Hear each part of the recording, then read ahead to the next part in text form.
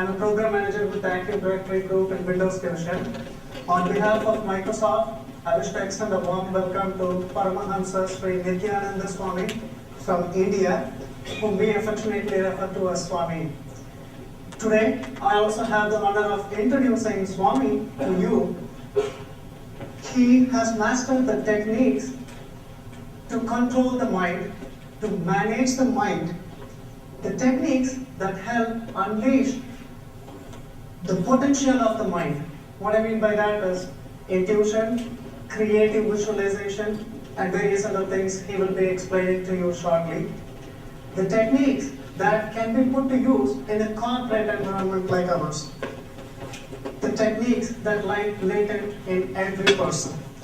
He is sharing it with the whole world. We have 400 centers in 20 different countries all over the world that teach and practice these techniques in everyday life. Today, he is here to show you how they can apply to the problems that we face in this corporate setup that we have day-to-day problems. We often face many complex problems being in the field that we are in, many never seen before situations that do not have any precedents. If you have a precedent, we know how to react. If you don't have a precedent, what do you rely on? A gut feel, an intuition, that's what we call a gut feel that has no proof that it will work, no conclusive evidence it will work, but you think it will work. But there are various kinds of gut feels. There are some that pretty much ends up being reckless. There are some, if used properly, ends up being the best thing to do. Like Bill Gates did. He never had a clue whether spending $50,000 upfront to get software from a company and licensing it for $1 a piece to IBM would work. He had a gut feel it would. It would have been reckless if it did not work, right? Exactly that. Intuition, how do you capitalize on it? Swami's theory is that we all had it when we were children. We just lost it halfway through. When did we lose it? How do we get it back? That's what he's going to be talking about today. He's going to talk about the theory and science behind the intuition. Then he'll have an open discussion with you. You, the audience, can vet out the concepts directly with him and hear directly from him how you could make it better. And of course, optionally, you could also practice the mind control techniques that he's going to be explaining today. He will take with you an understanding as to how to rely on intuition, not just on instinct, how to tap your intuition into furthering your intelligence and executing on it. Intuition leads to innovation, innovation to results. After all, that's what we are here for. I don't want to take any much more time. I now hand over to Swami who will take it further from here. Thank you.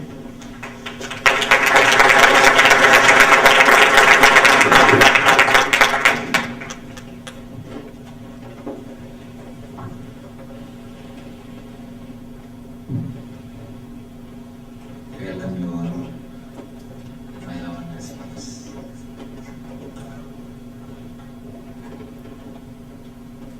It's nice to be with you all.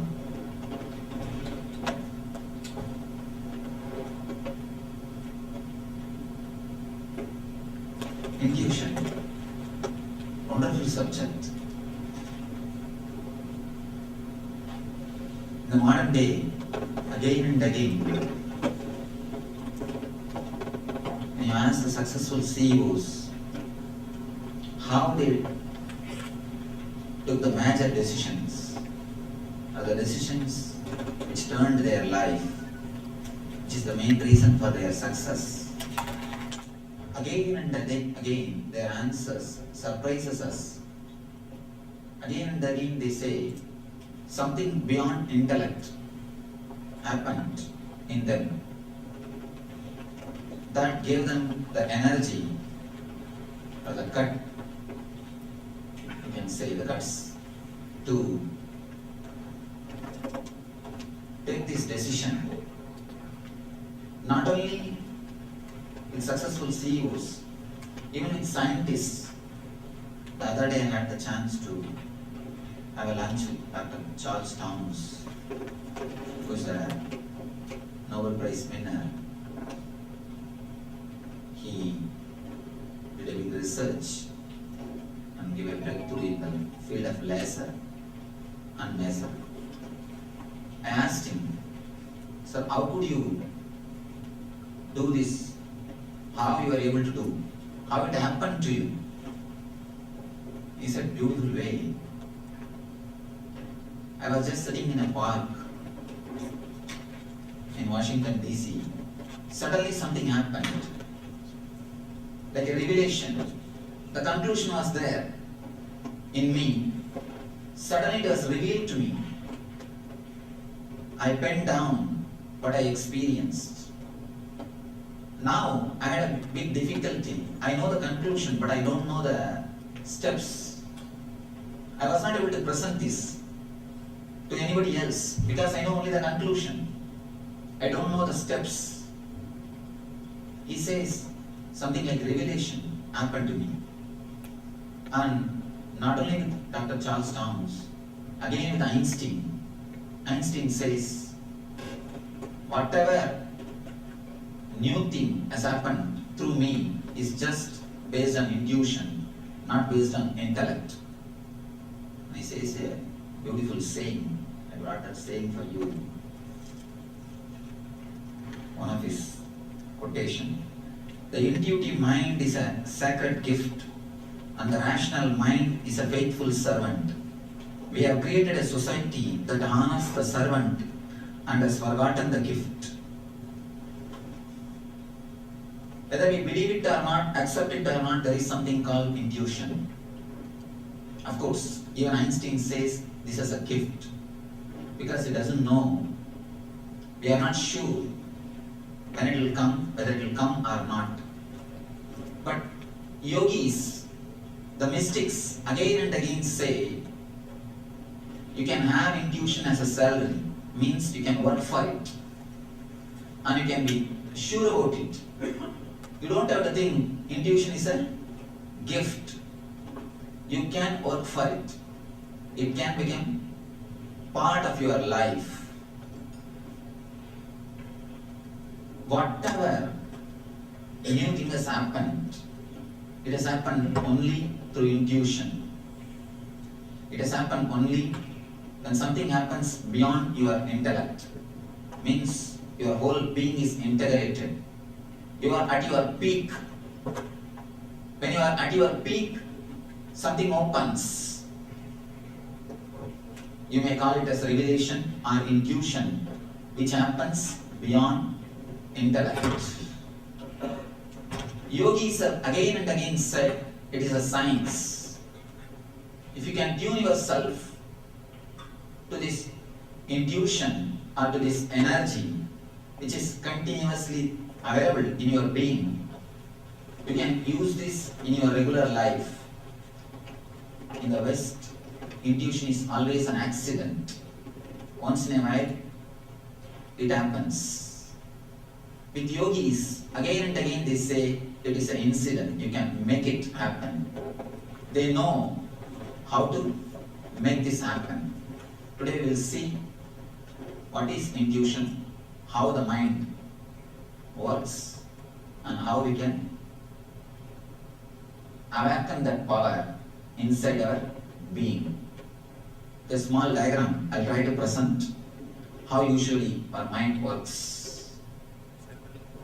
With a small example, I'll try to explain how the mind works, how you process the information in your mind. For example, you see something. First, the eye sees.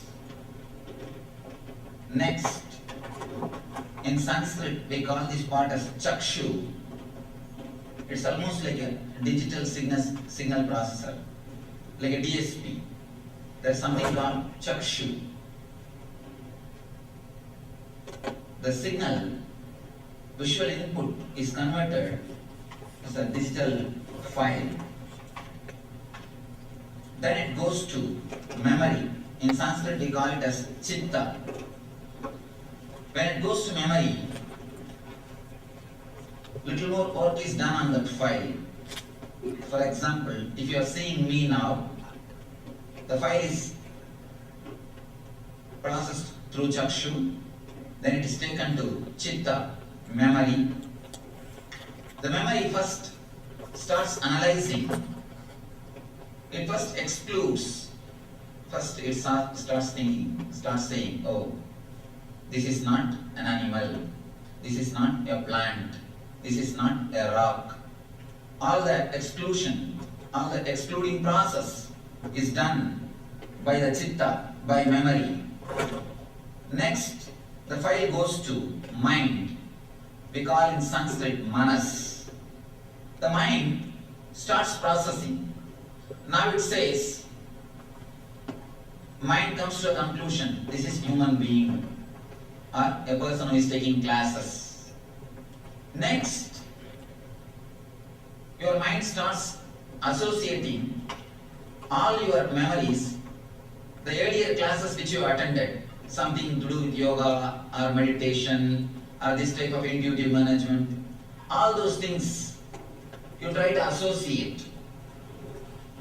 Then next, the whole file takes a quantum leap, and then your ego decides based on your past experiences.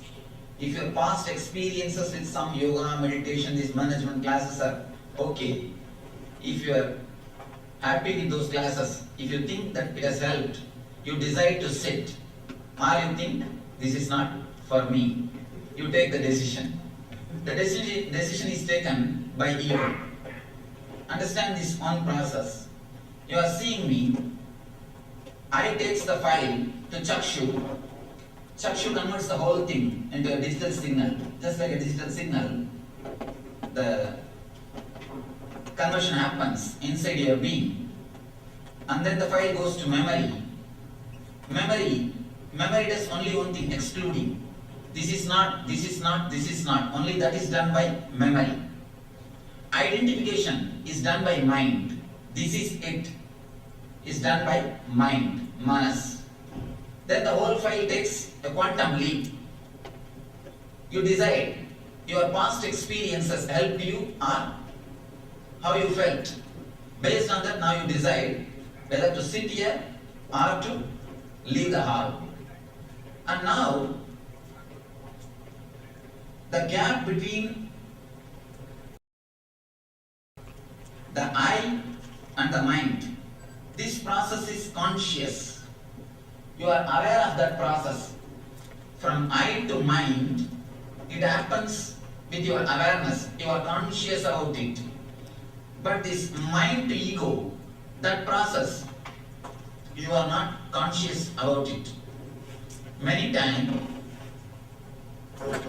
the process happens, mind to ego process happens so unconsciously, you decide against your logic.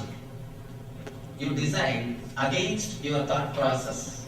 For example, according to the data which you collected, you know for sure smoking is injurious to health. It's not good for your body. It's not good for your mind. But when the file takes a quantum leap, unconscious process happens. Simply you decide to smoke. Conscious process says, no, it is not good for health. But unconscious process says, it never even says, it just gives the decision and you execute. Many times, the decisions are not under your control because the unconscious is very powerful. Unconscious is very, very powerful. See, the unconscious can be used in 3 ways. In instinct level, in intellect level and intuition level. As long as the unconscious is filled with negative memories and restlessness, it works in the instinct level.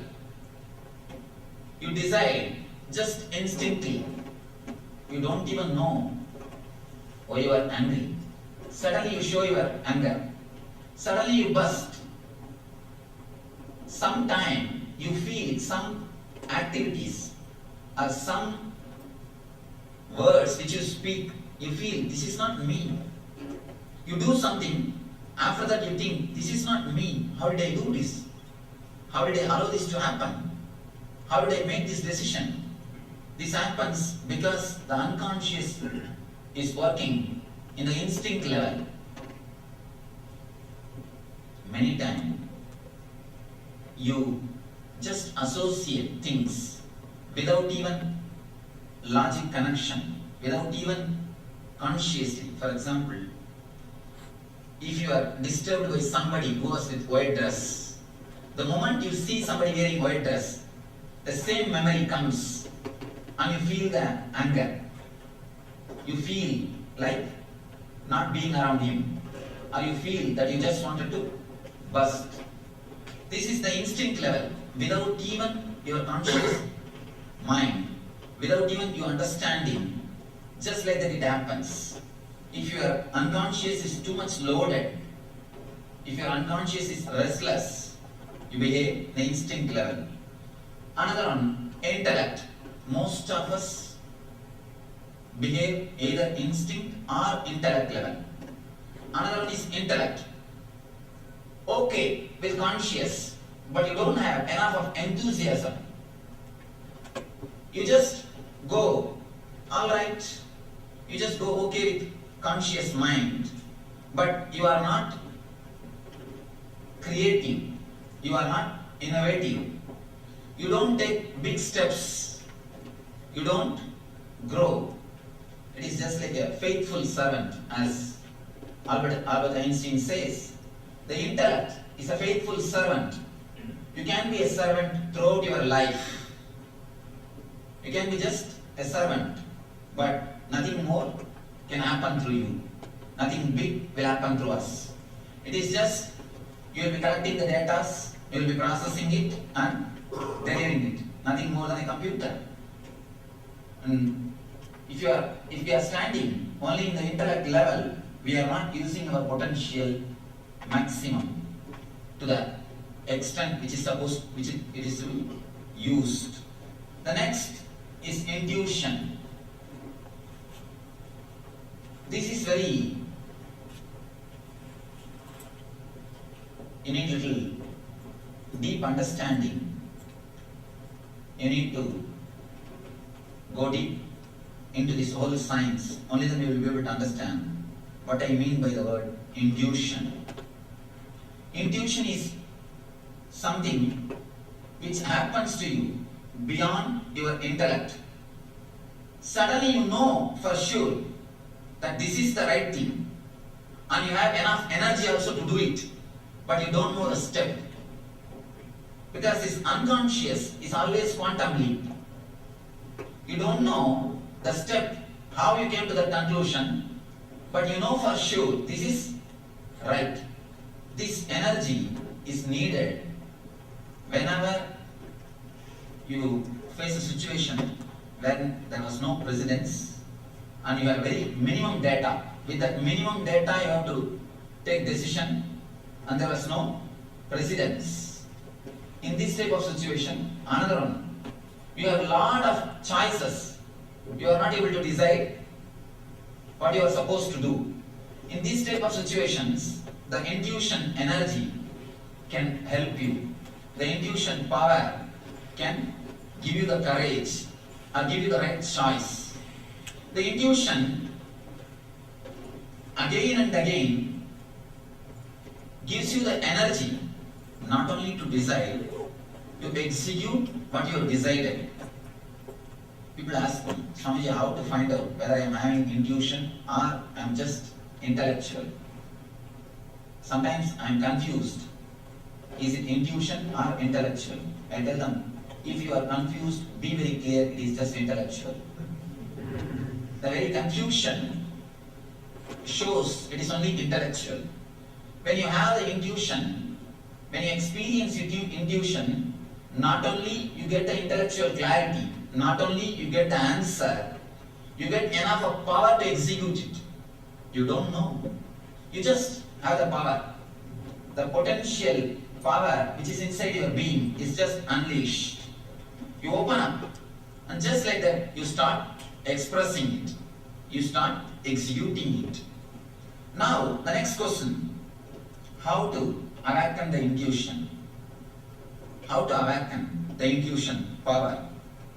If we can consciously give rest to our conscious mind, usually our conscious mind never rests. If we can give consciously rest to our conscious mind for a while, the energy which is in that unconscious level will open up. And usually when the unconscious level energy opens up, first whatever is suppressed will come out. Next will come a pure energy which we call intuition. When pure energy starts coming up from the unconscious level, you don't use the unconscious in the instinct level or intellect level. You use it for intuition. The higher level energy starts happening in you. And of course, above all, yogis do believe the higher level energy heals you physically, mentally and emotionally. Apart from healing, mainly I wanted you to concentrate and understand this can help to reduce the stress and to decide spontaneously. See, the spontaneity has nothing to do with data which you collect. It is something to do with the way in which you process the data. The same data, same information can be processed in many ways. Intuition is all about how you process and how you come to the conclusion beyond your intellect. We can prepare ourselves, we can tune ourselves to this intuition energy through techniques, through methods which we call meditation. In the East, we use the word meditation. Just to tune yourself to this higher energy of your being, which continuously, again and again, invites you to experience it.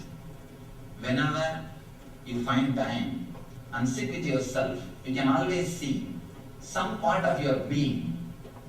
If at all, if you are given appointment to yourself, actually we give appointment to everybody.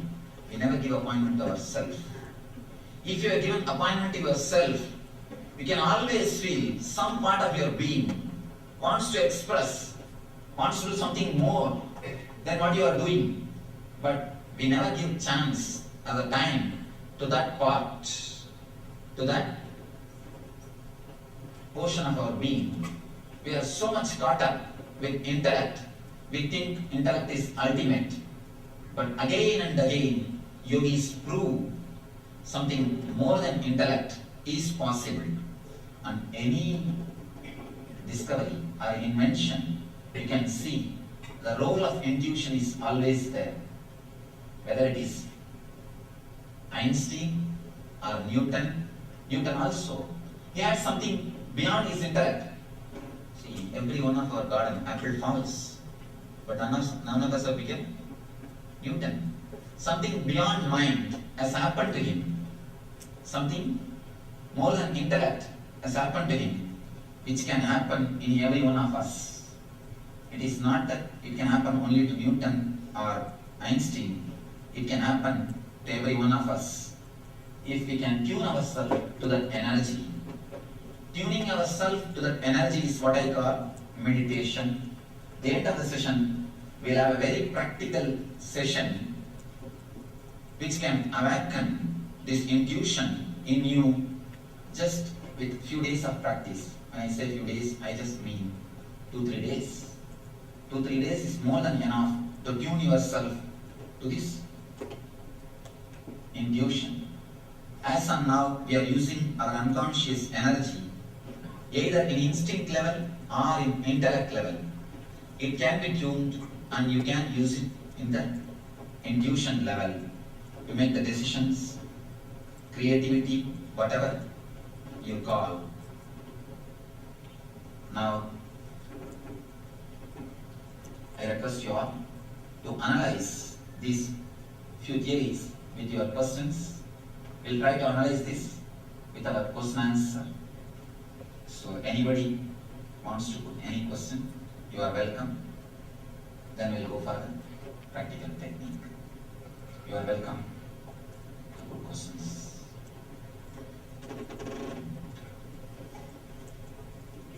Anybody that has a question, please speak on the microphone so everybody else that's listening via Windows Media can also hear the questions. I have a question here.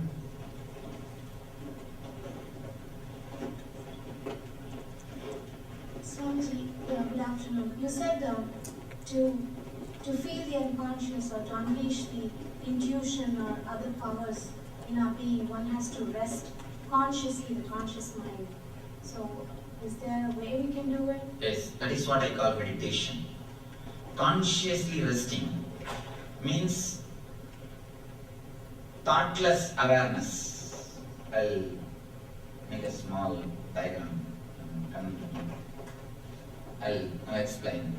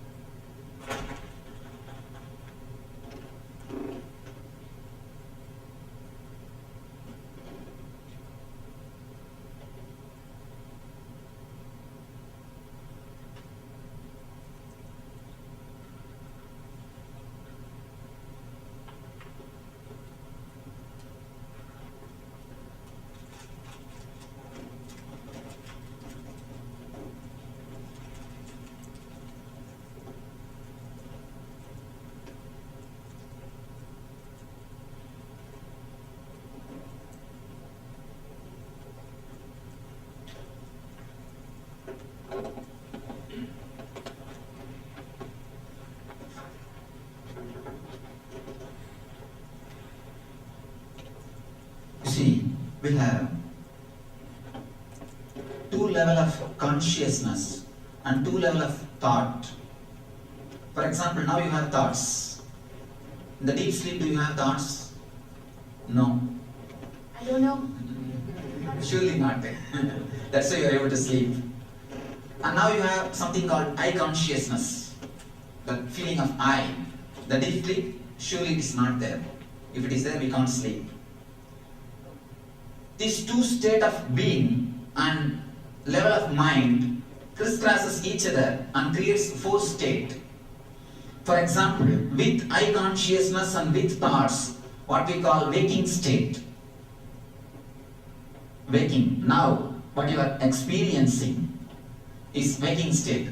You have I consciousness and thoughts both. Next thing, without I consciousness, with thoughts, is what we call dream. You see, in the dream, you have thoughts, but I consciousness is less. The frequency of thoughts is more than frequency of I consciousness. That is why, in the dream, you are not able to control your dreams. Only dreams will happen as it wants. In the waking state, you can control your thoughts. In the dream state, you can't control your thoughts. The intensity or the frequency of I consciousness is less than frequency of thoughts. in the dream state. The third thing, you neither have eye consciousness nor have thoughts. That's what we call deep sleep. Deep sleep. And there's a fourth state which we never experienced. That is what I call intuition or meditation. You have eye consciousness but no thoughts.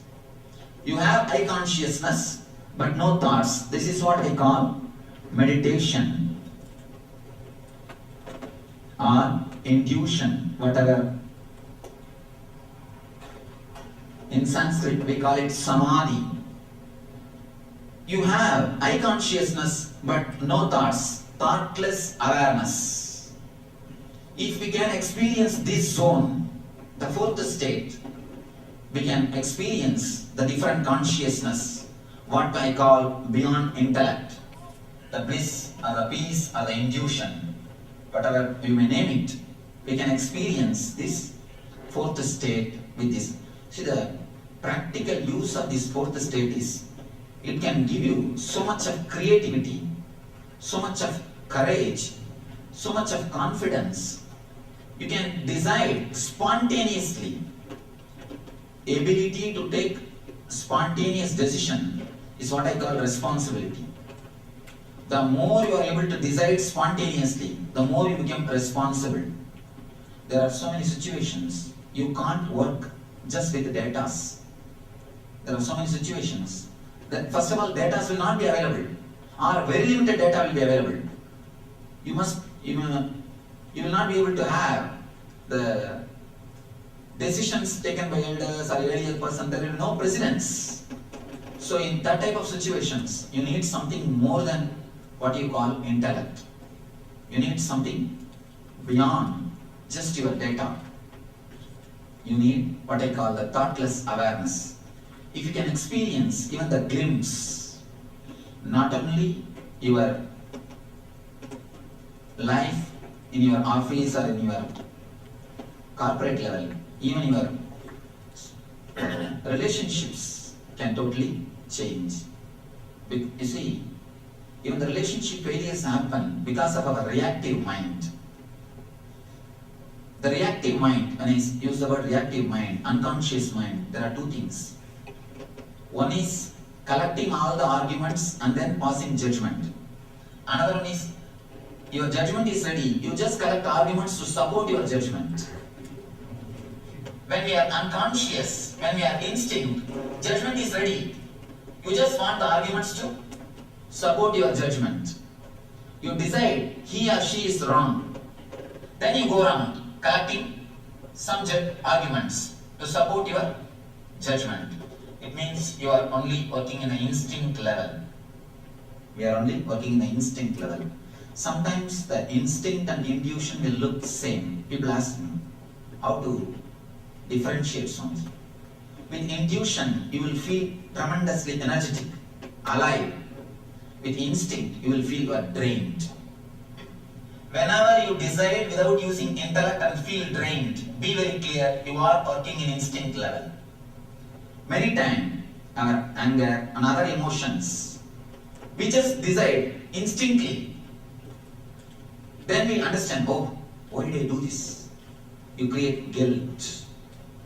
Guilt is the gift from unconsciousness or instinct level decisions. If we can experience this fourth state, what I call meditation, surely we'll be able to harvest the energy which is in our being, which I call intuition. And you can use the equivalent psychological terms. For waking, you can say conscious. For dream, subconscious. Deep sleep, unconscious. Of course, the fourth state, meditation, has no word, because psychology could not go so deep. So they have no word for this meditation.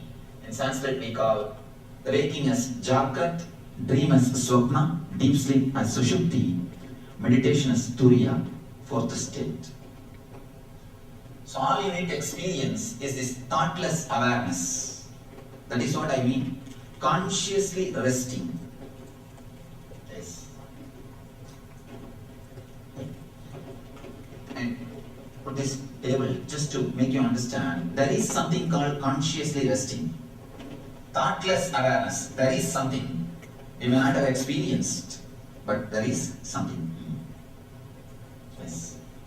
Where does intuition come from? From you. It can't come from anybody else. Surely only from you. Because we have not experienced that zone, that part, that dimension of our being, we forgot it.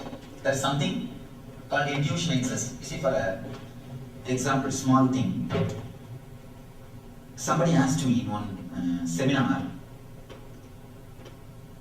Swamiji, many times it happens in my life. When I hear the knock on the door, suddenly I remember some friend's name. When I go and open, the same person is standing.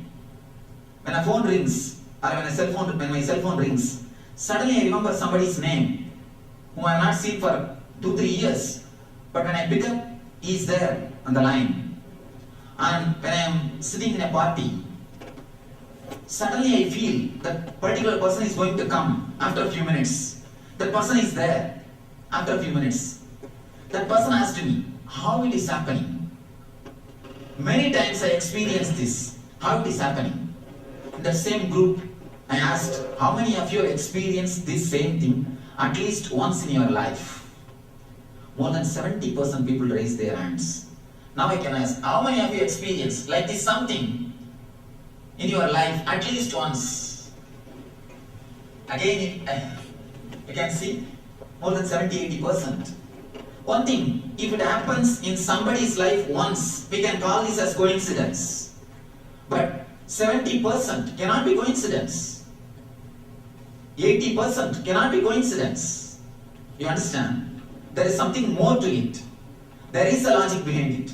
There must be something behind it. We may not be able to know logically, but it is not that there is nothing.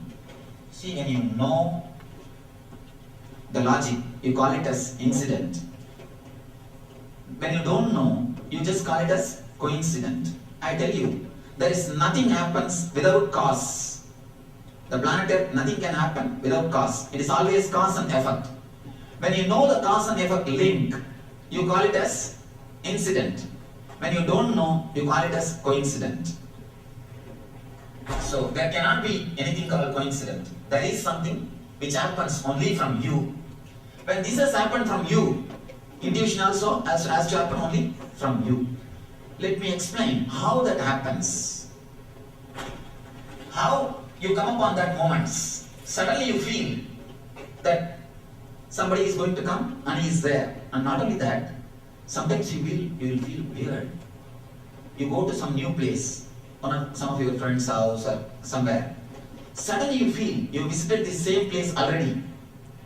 And you know in which room which things are there. And which room is which side.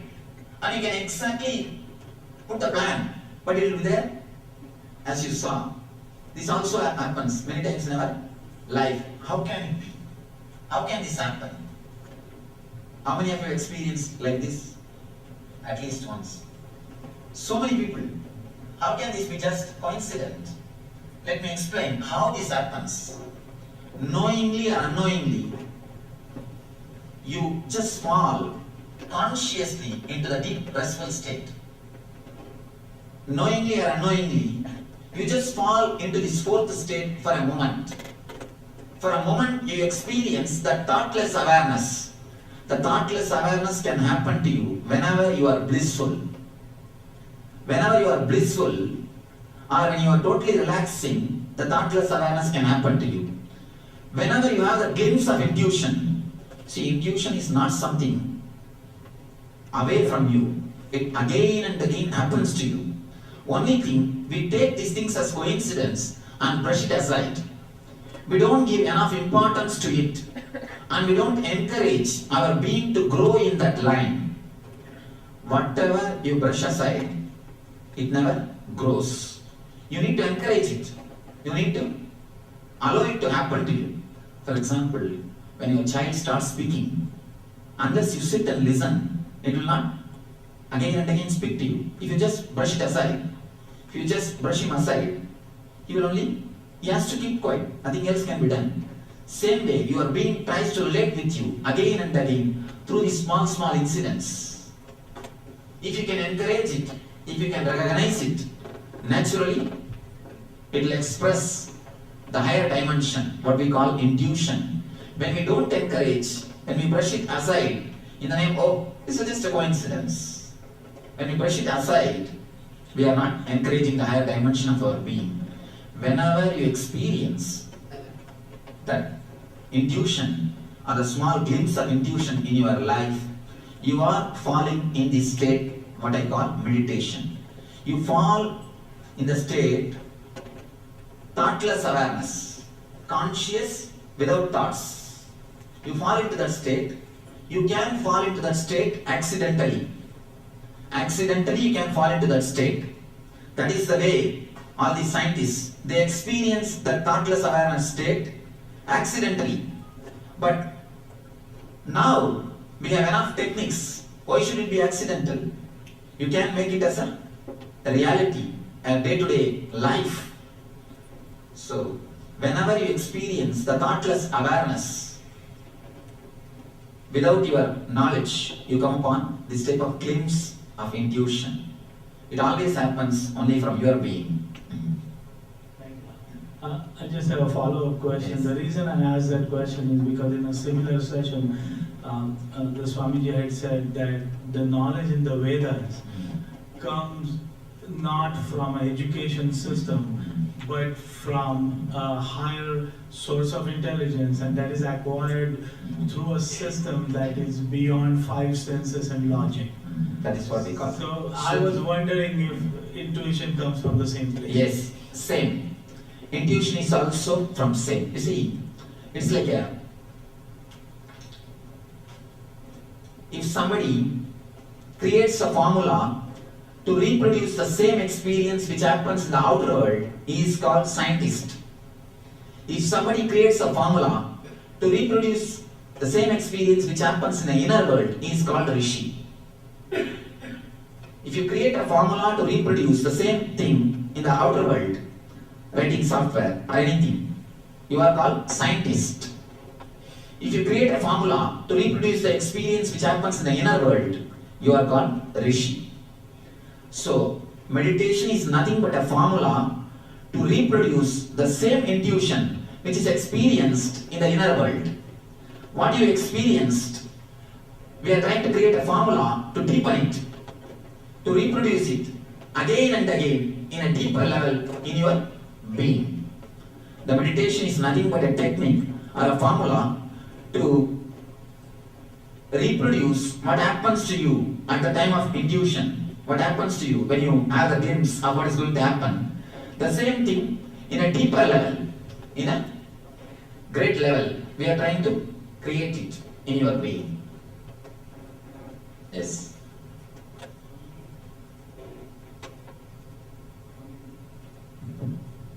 Hello. Swamiji, in a team environment, if you make an intuitive decision, do you have a recommendation to address the challenge of buying in other people, or if you can explain how you got to the decision? One more thing, along with intuition, you get enough of energy, courage to convince others. You see, where do you think the conflict raise? The conflict always raise when you are not able to look into each other's eyes. When we are not honest, only then conflict rises. I tell you, all conflict starts only inside. When it starts from inside, it expresses in the outside. And when intuition happens, you will be so clear about it. And this Dr. Charles Towns, I asked him, sir, you say you had a revelation. I can accept because I know. I can sympathize with your idea. But how did scientific community accepted you? He said, after that I have to sit and work to create the path or how I arrived to the conclusion. When I did that, community naturally accepted. One more thing, when intuition happens to you, you will have enough of intelligence to create that path also. You will be able to create the logical path. How you came to this conclusion, and naturally you'll be able to present it logically. When it happens in intuitive level. When you can express, you can always express with the intellect. And one more thing, whenever intuition happens, your intellect also gets sharpened to express it.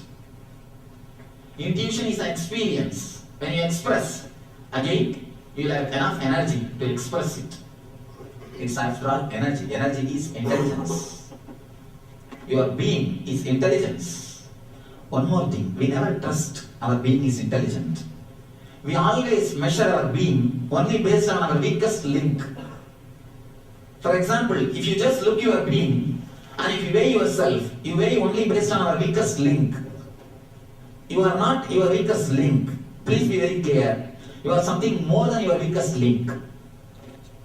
A chain can be measured, the strength of a chain can be measured only based on the weakest link. But strength of your being can't be measured based on the weakest link.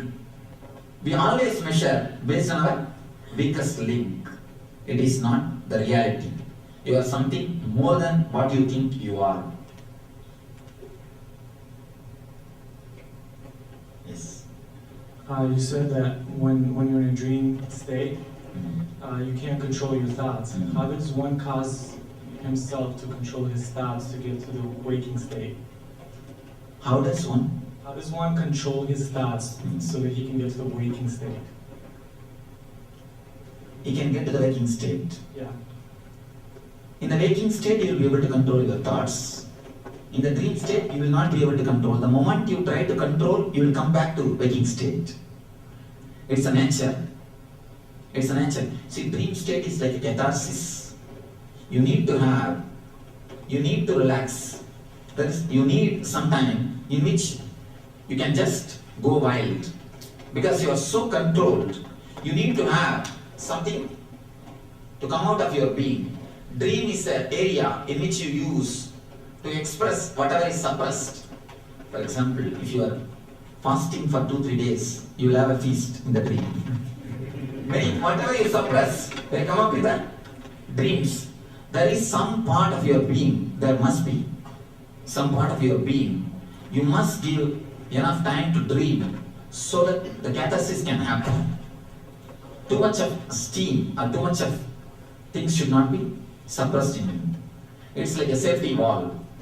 Too much of steam is not good. So you need to open up. So I feel it is good if the dreams are not under your control. Now I'm hearing new theory, harvesting the power of dreams and all those things. Not only they are very dangerous, I am seeing the result.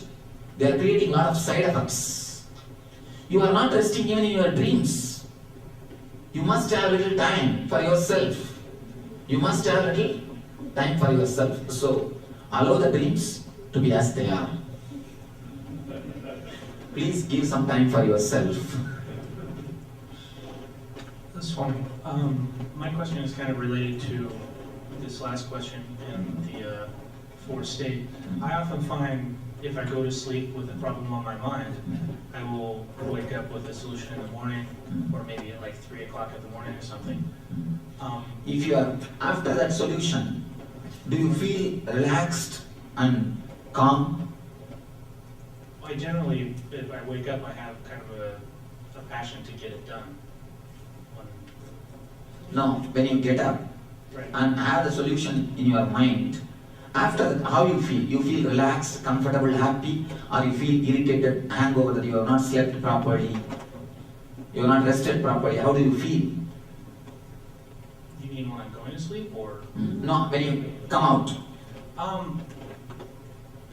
I feel well because I have the solution. If I go to sleep and I don't wake up with a solution a lot of time, I feel like I didn't sleep well. So when you come out with solution, you feel comfortable. Yes, Physically, how do you feel? Do you feel that you are rested? I would say yes. Yes, then it's okay. Then carry on. Then it means you are not working on your dreams. The solution comes from intuition. See, you can decide only the after effect, based on the after effect.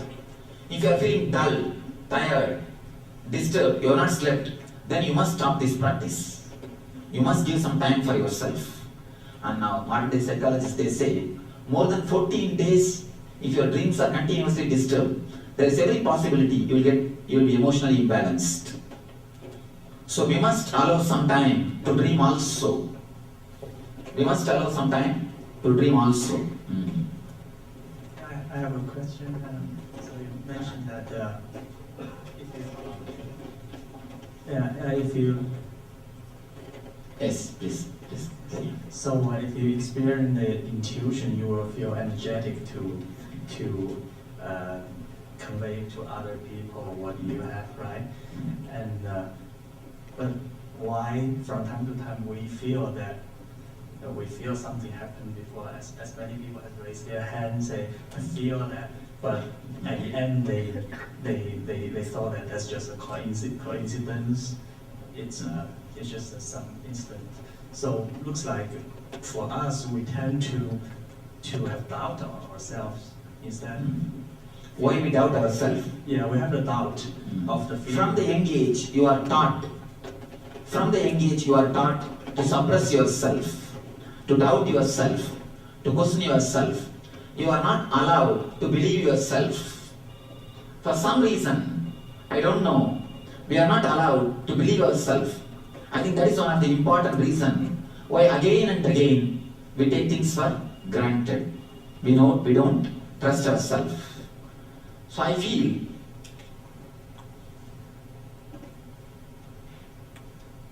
in the low level, in the initial level, questioning yourself is okay. But in some higher level, you need to trust yourself. Too much questioning yourself makes you schizophrenia. Makes you a split personality. One side is doing one thing, the other side is just condemning that. I think we need to do some work or patch up work with ourselves. Jesus says beautifully, love thy neighbor as you love thyself. But we never even love ourselves. Where to love others? So we need to love ourselves.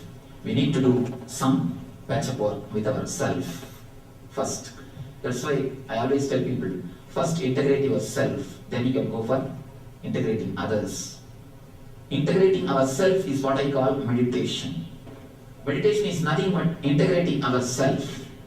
When you integrate yourself, naturally you start experiencing the peak of intellect. See, the peak of instinct is intellect. The peak of intellect is intuition. When you integrate, you start growing. The more you integrate, you start growing. Swamiji, there are so many thousands of books written on meditative practices and this technique, and there's candles and there's breathing and there's TM and all that. Does it matter what path you take? It's a nice question.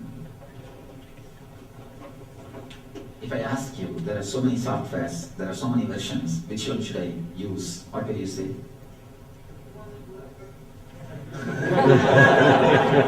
One that works honestly. Now what you think is working? No, what I am saying. What you naturally will say, what you have written, what you have done, is only what will work. Because only that you know. Only that you know. People may think that you are marketing your product, but we can't help because you know only that. You don't know about other things much. You understand? Same way, you may think I am marketing mine, but I have no other way. I know only mine. I don't know the other books. I don't know the other things too deeply. But all I know is mine. I can give you a simple technique now before ending the session, which you can practice in your regular life, which can awaken this intuition and give you all the positive effects of meditation or samadhi. Good afternoon, Swamiji. So let's say I have some intuition. How do I execute the intuition positively without going back on, without doubting what I got into my mind? See, the moment you start doubting, it is not intuition. And one more thing, the moment you get the intuition, this question will not be there. How will I execute and all those things? These all are again and again done with a mind which oscillates this side and that side. This side and that side means you are an intellect level. So when intuition happens, it happens from a totally different plane. different level. Even though you are not able to trust, it is there in yourself. Because your own experiences says, more than 80% of your experience, the intuition already, at least once in your life. So it is there. It is there. Only when it happens, you will be able to understand this question. This is a very, the if question can never be answered.